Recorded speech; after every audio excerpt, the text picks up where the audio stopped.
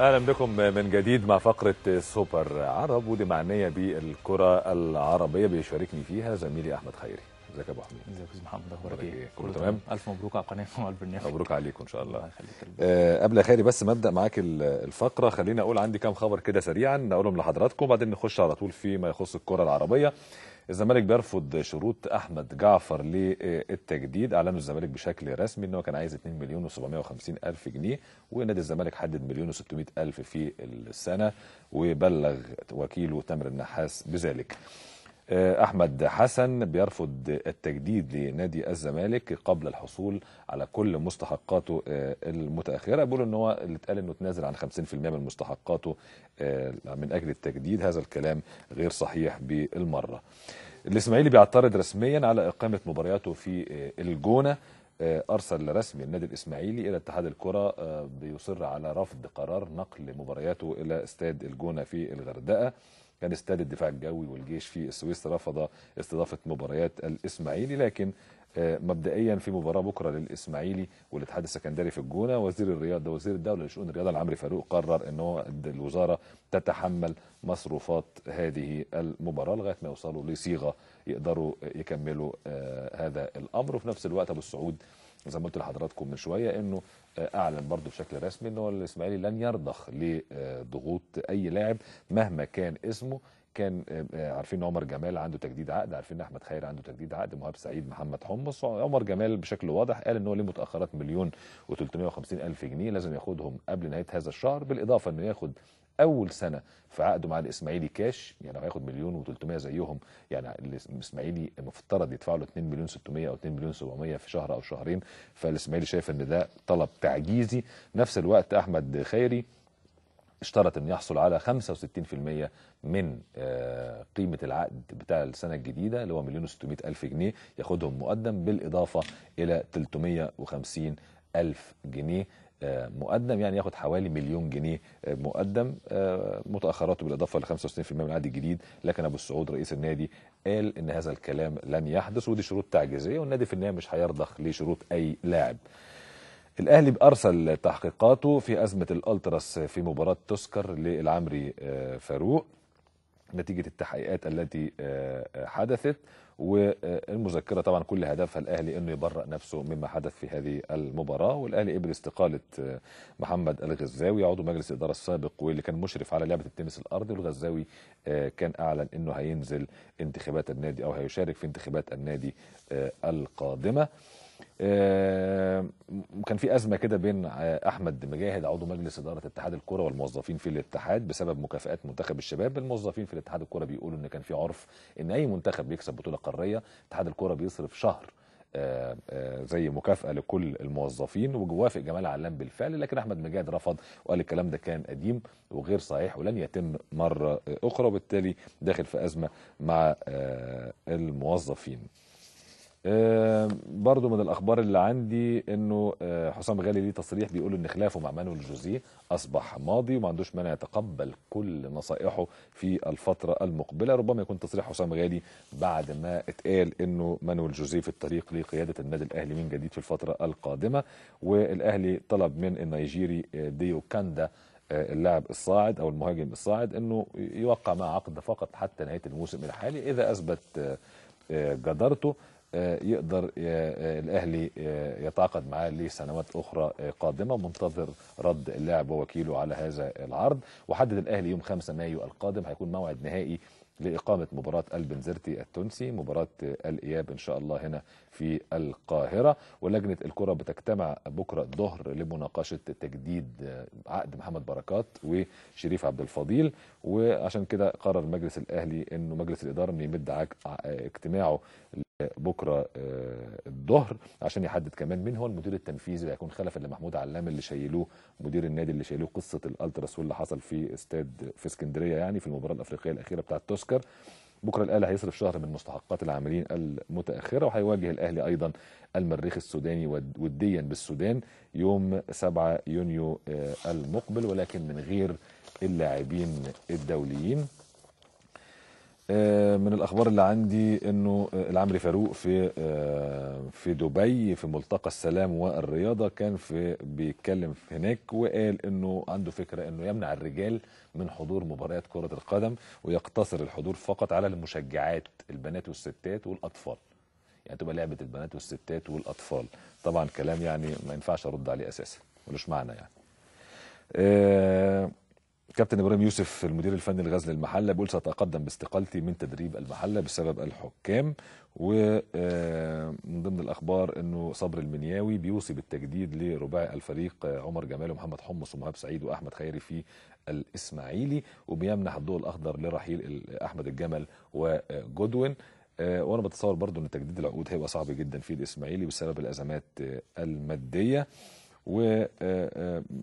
ومرور سنه كامله على ذكرى رحيل الكابتن مسعد نور نجم النادي المصري وبورسعيد السابق، لكن للاسف دون ان يهتم احد داخل النادي المصري او في بورسعيد بذكرى الكابتن مسعد نور رحمه الله. وشركه خدمات بقى، خدمات ملاعب، بتقاضي العمري فاروق وزير الدوله وشؤون الرياضه، وتقاضي نادي الزمالك وممدوح عباس رئيس النادي بسبب 350,000 جنيه. الشركه دي اسمها شركه الخليج.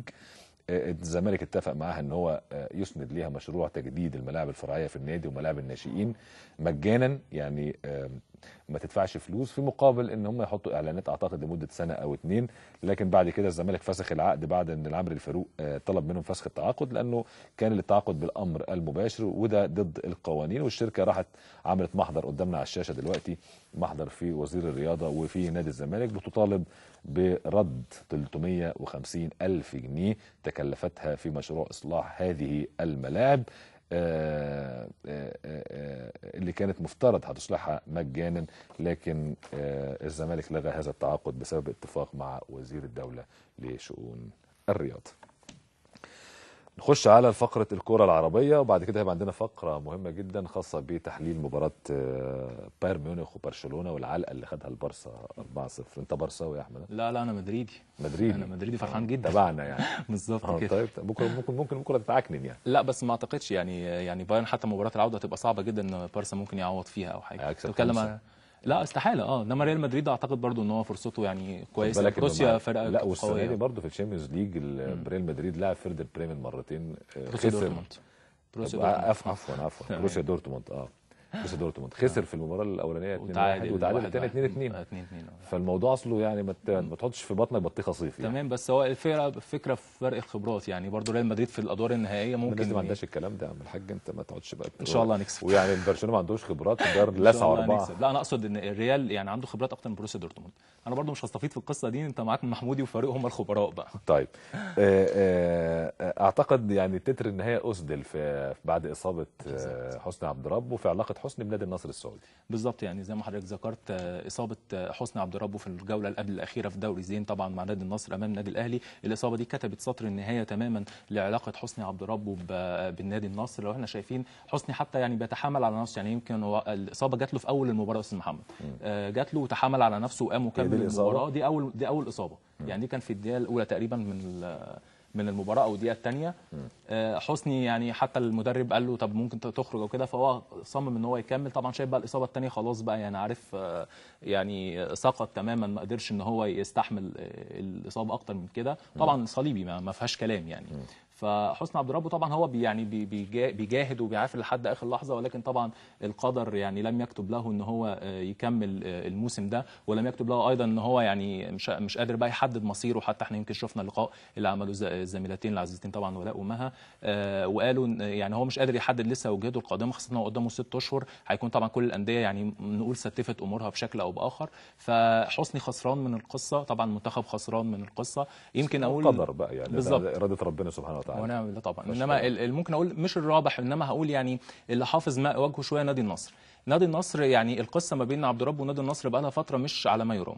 الكلام ده من امتى؟ الكلام ده تحديدا من نهائي الكاس لما حسني عبد ربه ضيع ضربه الجزاء امام طبعا الهلال السعودي واصطدم بالجماهير طبعا وحصلت المشاده. احنا يمكن هنشوف دلوقتي ضربه الجزاء اللي ضيعها حسني عبد ربه، وحتى يعني باخلاقياته كده سجد بعد ضربه الجزاء شكرا لله. ولكن طبعا في مشجع هلالي يمكن استفزه وهو نازل بعد ما خد الميداليه الفضيه، فبيشكره على انه اهدر ضربه الجزاء. فحسني طبعا انت عارف هو برده لاعب عصبي بعض الشيء.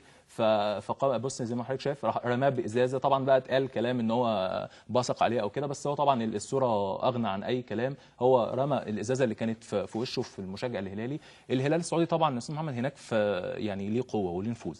بعيد عن القوه والنفوذ، ما كانش المفروض حسني يعمل موقف زي ده طبعا يعني حتى الولد ما شتموش، الولد بيقول له بيشكره انه اهدر بس هو مستفز برضه المشجع، يعني بيستفزه، يعني هو نازل في ومتضايق. النهايه هو جمهوره فرحان، فلازم بالظبط. لازم وحسني عنده خبرات، يعني تتقبل رد فعل الجمهور طالما حتى لم يسئ اليك بشكل واضح. الراجل بيقول له شكرا ان انت يعني دعتني ضربه جزاء او بتاع، يبص له وخلاص ويمشي، لكن يرميه بازازه ميه كان موقف حمله كانت قويه قوي بقى على حسني عبد ربه في الفتره دي، وبيطالبوا ان هم يرحلوه من السعوديه تماما والى اخره. نادي النصر ما اقدرش اقول ان هو بس ما وقفش مع حسني، يعني ما وقفش معاه موقف مساند بقدر الجماهير. هو مستواه يعني، هو حتى كارينيو فرض نفسه يعني. بالظبط. هو حتى المدرب كارينيو بعد المباراه دي قدم تقرير للاداره، يقال ان هو قدم تقرير بيوصي بالاستغناء عن حسني عبد ربه او عدم تمديد الاعاره ليه، لان هو شايف ان هو المحترف البرازيلي عنده احسن منه وقادر ان هو يقدم. وهو استشهد طبعا بالمباراه الاخيره في كاس ان هو ما اداش للفريق. فالنادي النصر يعني جات له ممكن اقول على طبق من فضه. طبعا هو ما يتمناش اصابه حسني عبد ربه، ولكن هي جات له على طبق من فضه انه انت اتصبت فاحنا مش بايدينا ان احنا نمدد لك الاعاره او الى اخره.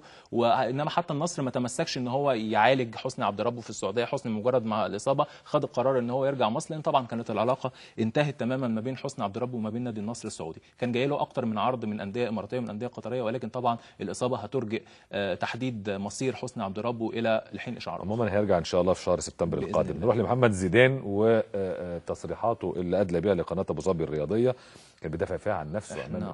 احنا معانا لقاء، يعني تصريحات زيدان لقاء لموقع ابو ظبي الرياضيه، فاحنا ممكن نسمع اللقاء ونعلق لان اللقاء لو جاهز يا جماعه، جاهز اللقاء. هو كان بيتكلم عن اتهامات بني ياس ليه بالوثائق وبيخطب ود بابو تريكه. وتعباني جدا ان انا لما جيت هنا، انا زوجتي دنماركيه وابني عنده سنتين ما بيتكلمش عربي، فانا قررت قدامهم ان انا اجيبهم واجي هنا عشان اقعد في بلد عربيه، اخد تجربه جديده، تجربه عربيه. وقلت لهم ان انتم هترتاحوا، وفهمت زوجتي انها هترتاح هنا، والبلد متحضره جدا وفيها امن وفيها امان وفيها كل حاجه تخلي الدوله فعلا تحس ان انت يعني بنفس بتتعايش في دوله عربيه مسلمه فيها حق، وفي نفس الوقت كانك يعني كانك بتحس كمجتمع اوروبي او مجتمع غربي ما بتحسش بالفرق.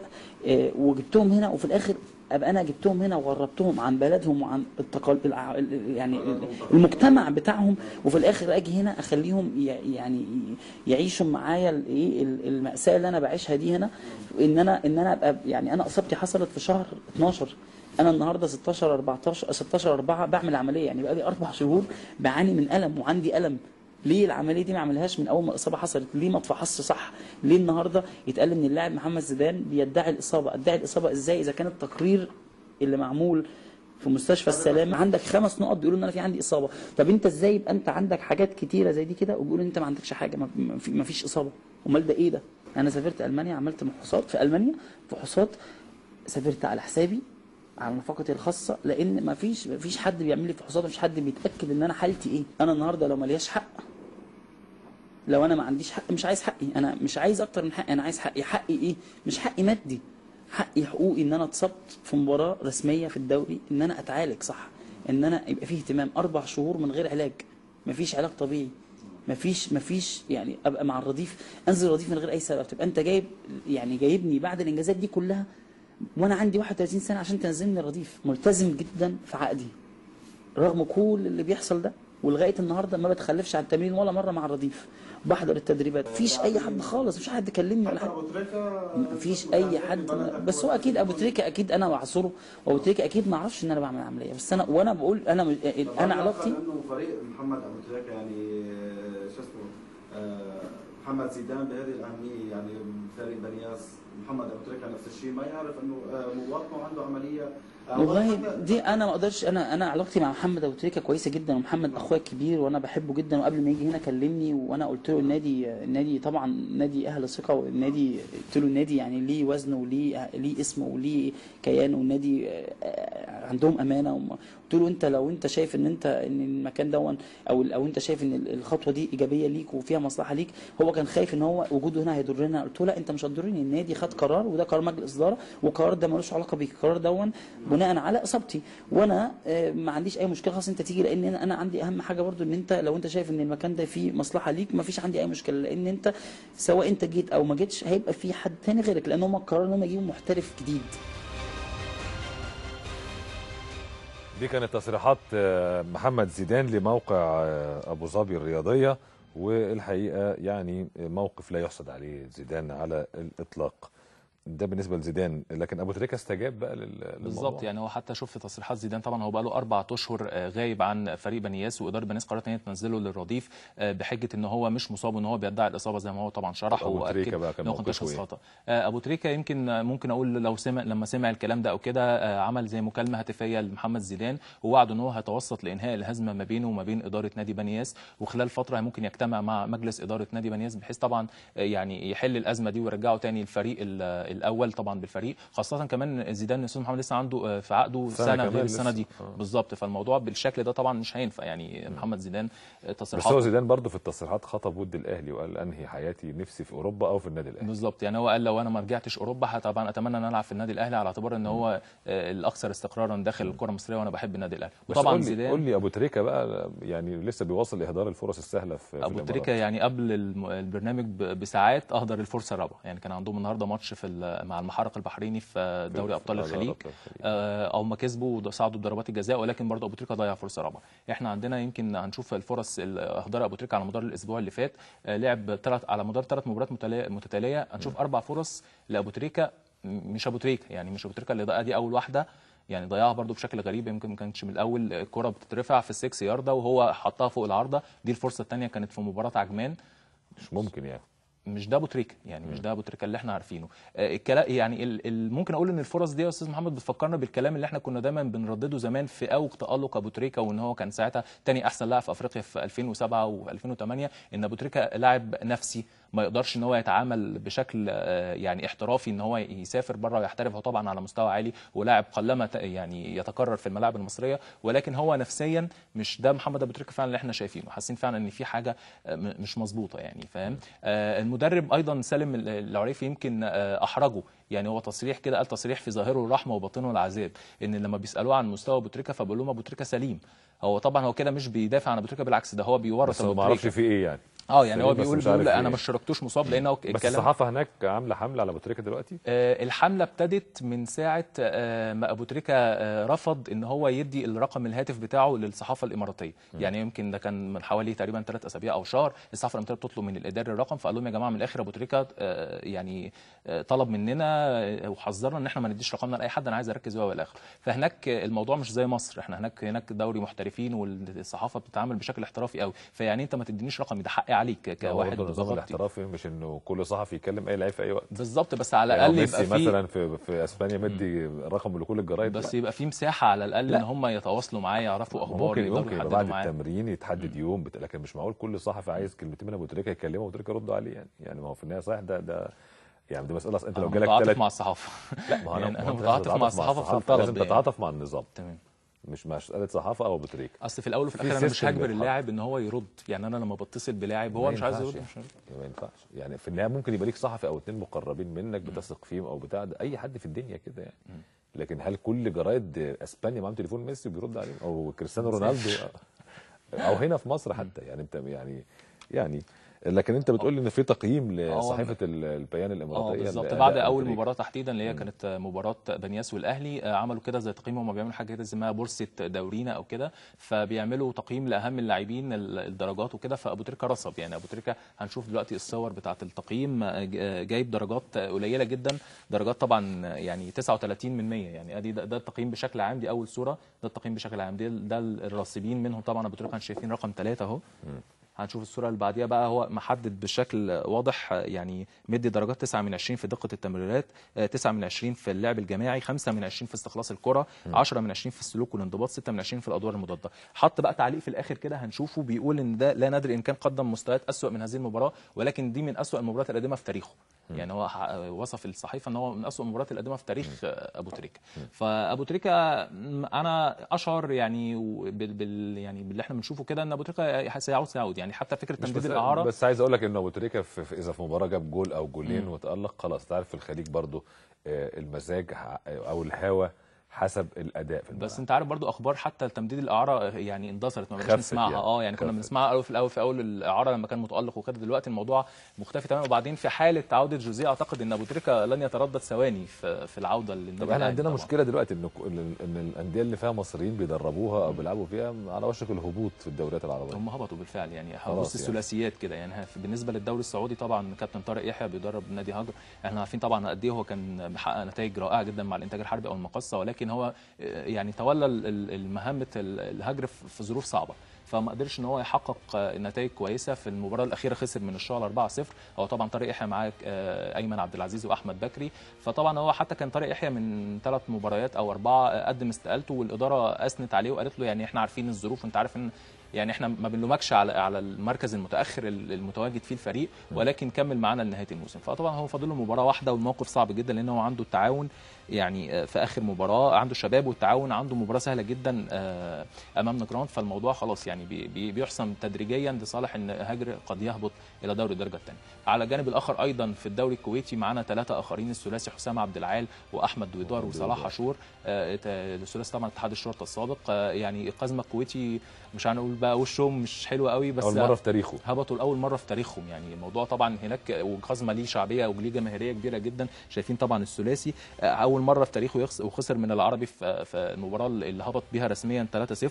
حتى النهارده كان بيلعب برضو في دوري ابطال الخليج، خسر برضو من الخور القطري 4-1. الاداره يعني استغنت اكيد عن كل المحترفين بشكل رسمي بالظبط يعني، خلاص هو بشكل رسمي بجيب محترف عشان اقعد في الدوري بالظبط. هو بشكل نهائي سيعود للاتحاد. تمام. طب نخش على احداث بنزرت وقصه بقى تبادل الاتهامات والرشاوى اللي في تونس الان مشتعله في اتحاد الكره التونسي، ومتهم فيها مسؤولين ولاعبين في بنزرت التونسي. قصه طويله جدا يعني، عشان نوصل للنقطه دي عايزين بس سريعا كده نستعرض ما عندك دقيقه وربع يا كتير القصه بمنتهى البساطه. الجوله اللي قبل الاخيره الافريقي كسب والبنزرتي كسب، والمفروض ان هما الاثنين عندهم ماتش واحد وهما الاثنين متعادلين في النقاط. فدلوقتي الاتحاد التونسي ما اتكلمش، ما قالش مين اللي هيصعد. الدوري التونسي احنا عندنا مجموعتين، فكل مجموعه بيصعد منها 2 عشان يلعبوا البلاي اوف او دوره النخبه زي عندنا في الموسم ده في الدوري المصري. الافريقي كسب والبنزرتي كسب والاتحاد التونسي ساكت، فكل واحد اعلن فيهم انا الصاعد رسميا للبلاي اوف مع الترجي. حتى الترجي نفسه كان تعادل في اخر مباراه، فكلهم اتساووا. الاتحاد التونسي بعد 3-4 ايام بقى لما افتكر وعملوا اجتماع، قالوا الترجي والافريقي. او طبعا اول ما سمعوا القرار ده اشعلوا الدنيا. وبنزرت كمان عند يعني تشبه شويه مدينه بورسعيد عندنا، يعني هم على الساحل وهم يعتبر على سطح البحر. حاسين برضو بعد الثوره بقليل من الاضطهاد، ان هم العمال عندهم ما بيشتغلوش في مصانع بنزرت. حركه النهضه ومشروع النهضه هم ضده، يعني نفس القصه تقريبا، نفس المشهد. واللي يقول لك بقى ان احنا يا ريت نرجع نبقى زي تونس، لا تونس برضو بتعاني نفس المعاناه. انت شايف حتى المشاهد كلها يعني، لو انت ما تعرفش القصه دي تقول ده في التحرير يعني، فاهم؟ الامر وصل ان هم بيحرقوا العلم التونسي برضو، كانهم بيعلنوا استقلاليتهم تماما عن تونس العاصمه او عن تونس، ان هم مدينه خاصه لوحديهم. واحد برضه هو بيطلع على الساري عشان ينزل العلم التونسي ده امام الجماهيريه التونسيه. القصه كلها يعني يا استاذ محمد استندوا على ايه؟ الاتحاد التونسي استند على ايه في القصه دي؟ شافوا المواجهات المباشره. فالمواجهات المباشره الترجي كسبان الافريقي والبنزرتي وخسر منهم، فمعاه 6 بونت. الافريقي كسب وتعادل تاني مع البنزرتي، فبقى معاه 5 بونت. نفس الكلام بالنسبه للبنزرتي. فاحنا دلوقتي عندنا الترجي 6 والافريقي والبنزرتي 5، فالترجي عدى يعني، خلاص الموضوع اتحسن. النقطه الثانيه يشوفوا المواجهات المباشره ما بين الاثنين الفاضلين، ده تعادل 0-0 وده تعادل 0-0، الاثنين اتعادلوا بنفس النتيجه. في الحاله دي انت تعمل ايه يا استاذ محمد؟ اشوف فروق الاهداف. شوف فروق الاهداف في ايه؟ اللي جاب اهداف اكتر. تمام. لا فرق الاهداف الاول ما بين اللي له واللي عليه. تمام. فرق الاهداف يعني الاثنين متساويين لان هم الاثنين لعبوا بعض 0-0. فاحنا يعني ممكن واحد يقول فروق الاهداف العامه بتاعتهم العامه في الدوري. لا هم عندهم بقى في الماده 22 ده سر كده يعني غريب. هم طبعا ما حطوش لائحه للموسم الجديد ده لانه موسم استثنائي، فهم عندهم الماده الرابعه من الفقره 22 بعد ما الحاجات دي كلها بتتساوى بيبصوا لفارق الاهداف في مرحله الذهاب بس. يعني الدور الاول. طب ده موجود في اللائحه كده؟ ده هو موجود عندهم كده في اللائحه. يبقى خلاص. طب ما يعلنوها من بدري، يعني هم مستنيين يعلنوها من بدري، يعني كل الفتره دي. مش اللائحه دي موجوده عند كل الانديه؟ هي اللائحه دي موجوده عند كل الانديه، بس المهم اللائحه دي يعني في النهايه قالت البنزرتي لا مش هيصعد بالظبط، يعني 6 ان هم 6 وعليهم 2 والتانيين 6 وعليهم 4. فطبعا اللائحه دي لما يعني اتطرحت او كده، هو مش هي ممكن نشوف احنا انفير، بس ده قانونهم خلاص يعني ما فيش مشكله. انما في 3 صور بقى هم اللي اشعلوا الفتنه في بنزرت. هنشوف، عايزين نشوف اول صوره لطفي زيدان. مين لطفي زيدان؟ لطفي زيدان ده كبير مشجعي النادي الافريقي التونسي.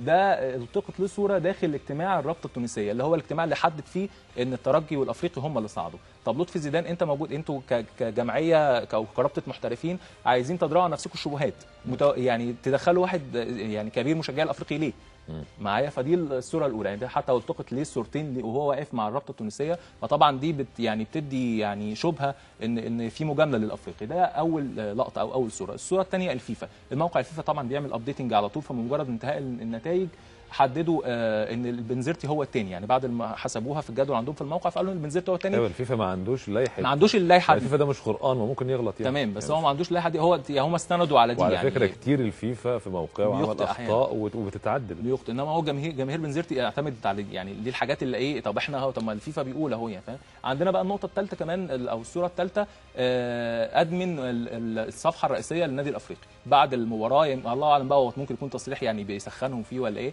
بيقول لو طبقنا القانون والحق البنزرتي هو اللي يصعد مع الترجي التونسي. فعلى اعتبار بقى وعلى غرار وشاهد شاهد من اهلها. كل الحاجات دي تشعل الجماهير، لكن في النهايه القانون قانون واللائحه لائحه. بالظبط، اللائحه كانت ضد البنزرتي مش مع البنزرتي. بالظبط، هي في اللائحه، بس هي الفكره يعني عارف يا استاذ محمد بيستنوا لحد ما يحدث المشكله. يعني كل ده قصه البنزرتي ومشكلته مع اتحاد الكوره. ايه بقى حكايه الرشوه؟ يعني فين موضوع الرشوه؟ تبادلوا الاتهامات. سليم الرياحي ده رئيس النادي الافريقي، ومهدي بن غربيه ده رئيس نادي البنزرتي. مهدي بن غربيه قال ان انا عندي تسجيلات للنادي الافريقي وهو بيحاول يرشي اولمبيك الكاف، لان اولمبيك الكاف انسحب في اخر مباراه. ما نزلهاش، يعني احنا هو قال من غير ما يثبت. يعني ده ما كانش فيه مستندات او ادله بالكلام ده. سليم الرياحي فجر مفاجاه امبارح قلبت الطاوله تماما على القضيه كلها، وممكن تعيد يعني ترتيبها بشكل تاني خالص.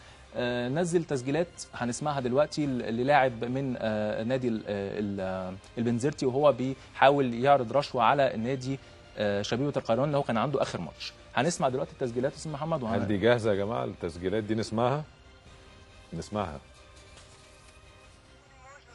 تو بدلت تليفون بين الصب ونكلمك، تليفوني عادم راهو، رد بالك بالسوق كياس سارة. قلت لك تليفوني ماهوش مسكر يا مروان، تليفوني كان عادم. هلا غالب انا ترهيب، صافا انت بيكش. ده لاعب من نادي البنزرتي، ومحمود الدريدي ده لاعب من شبيبه القيروان. ده هو اللي كان معاه القصه كلها. هو كان بيعرض عليه بناء على نائب رئيس البنزرتي ان هو بيقول له اتصل بيه علشان يعني تحاول ان هو تعرض نشر بحيث نسهل المباراه، لان هي كانت اخر مباراه وكانوا محتاجينها للثلاث نقط. عنده برضو اكتر من مكالمه ثانيه، وفي اعتراف بقى من محمود الدريدي نفسه لاعب شبيبه القيروان لاحد الاذاعات التونسيه، بيعترف فيه ان هو تعرض فعلا لضغوط، وان هو خد الفلوس دي مش يعني خدها ورجعها ثاني وما يقبلش على نفسه الحرام وهو الى اخره. ولكن طبعا معانا المكالمه معانا اخر اللي هو التسجيل، معانا المكالمه الثانيه ما بين نائب رئيس النادي وما بين اللاعب، وبعد كده معانا اخر مكالمه تماما اللي هي مداخله ما بين اللاعب وما بين احد الاذاعات التونسيه. طب سمعوا لنا الثانيه والثالثه كده يا جماعه لو سمحتوا. اهلا صحوالك يا ماشي. الحمد لله. نص انا توا في الاتوبيس ساعه ونص نخلط كروان كان مخوي في المحطه مش خوي. هيا بونروز بابا عايشك. اخويا رقدت؟ لا نتفرج في الجزائر. قلت لك عاوش انا عندي لك شكون شي قلبك. شكون؟ معك خويا. اهلا عسلامة. محمود اهلا بيك. اسمعني خويا، انا توا حكيت مع مروان. اي كما فهمت كل انا عندي باش نعطي مروان ويقرا مع مروان. اي فما حتى مشكل معنا كولاه والله كلهم في بالهم، المدرب للفيس بريزيدون جميع كان نبيع ونشري في الماتشوات.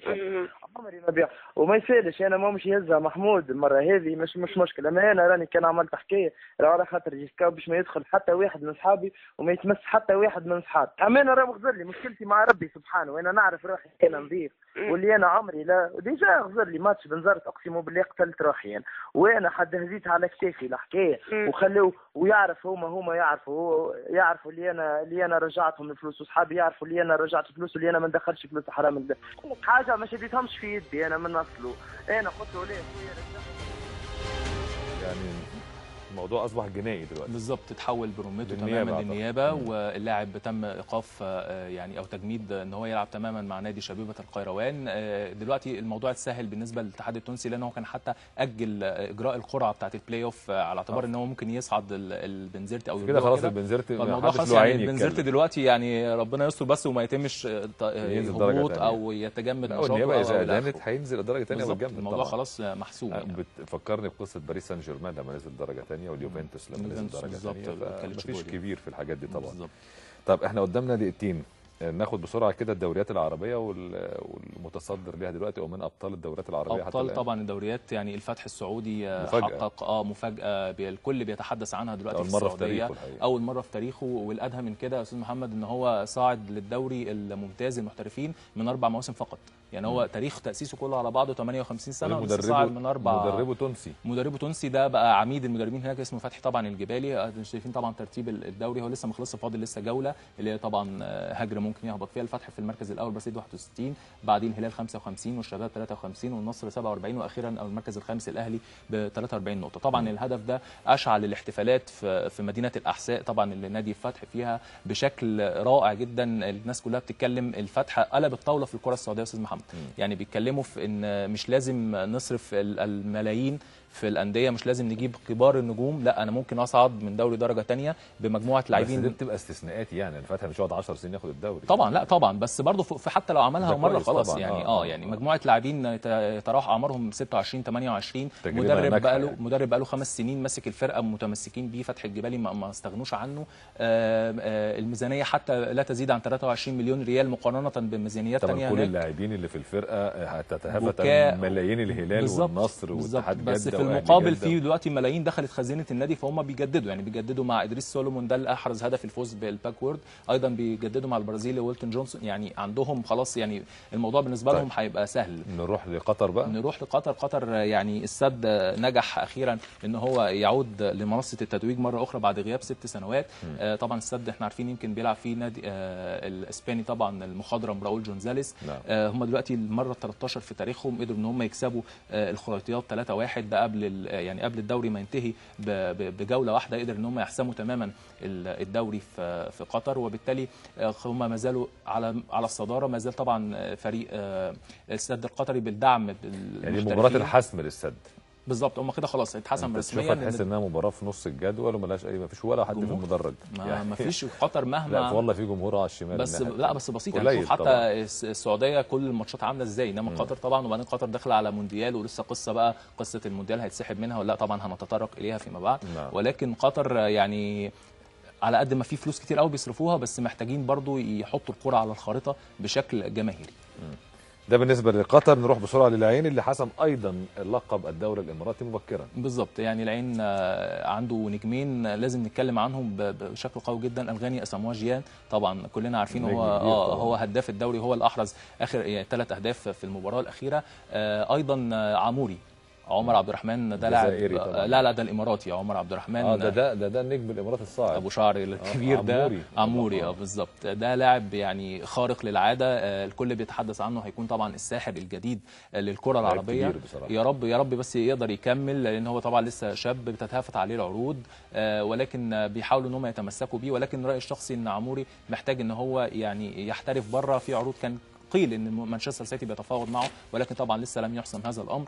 نتمنى لعمر عبد الرحمن ان هو لازم يلعب في مانشستر سيتي، ما هو اماراتي مانشستر سيتي بالظبط. يعني هو الموضوع بالظبط ماشي كده، يعني الموضوع ماشي كده، وقد يكون فعلا عمر عبد الرحمن في الموسم الجاي ان شاء الله في البريمير ليج هايل، لعيب هايل لو ما يعني يحافظ على نفسه وركز وما تعالاش وما تغرش، ما هيبقى اسطوره ان شاء الله. يا ريت بس ما يغلطش غلطه اسمه ايه مطر بتاع اسماعيل مطر بالظبط. اسماعيل مطر كان نجم كاس العالم للشباب 2003، لا مش اختفى بالظبط، لا يعني ما احترفش، ما خرجش من قطر يعني فضل نجم الكره القطريه لمده 7 سنين 6 سنين، لكن لازم ياخد تجربه احتراف عشان يتحول للاعب. يعني انت لما تبقى باصص بشكل معين يعني انت لما تبقى باصص للتاريخ ده بشكل معين والمستقبل ليه، وفجاه تلاقيه موجود زي ما هو في قطر محليا، بيقعد في الموسم الاخير على دكه الاحتياطي ما بيلعبش. دي مشكله، بس هو كبر برضه يا احمد، يعني عنده دلوقتي حاجه و30 سنه 30 سنه يمكن.